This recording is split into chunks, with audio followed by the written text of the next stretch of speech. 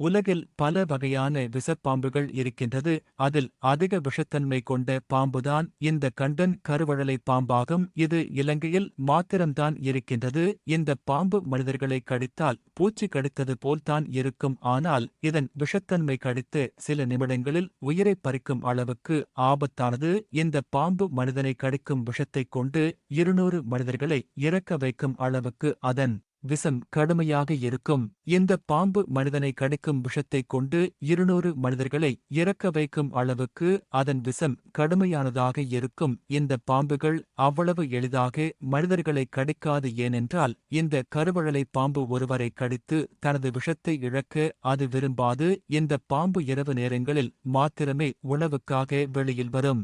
அப்போது மனிதர்கள் பாம்பை மிதித்தால் அல்லது அந்த பாம்புக்கு ஏதும் ஆபத்து என்று உணர்ந்தால் மாத்திரமே மனிதர்களை கடிக்கும். இந்த கருவழலை பாம்பு இனத்தைப் போல் ஒத்த பாம்பு இனம் ஒன்று இந்தியாவில் இருக்கின்றது. அதன் பெயர் கட்டு வரியன் பாம்பாகும். அதுவும் மனிதர்களை கொல்லும் அளவுக்கு கடும் விஷமான பாம்புதான். ஆனால் கட்டு வரியன் பாம்பை விட வலலை பாம்பு 10 மடங்கு விஷத்தன்மை கொண்டதாகும்.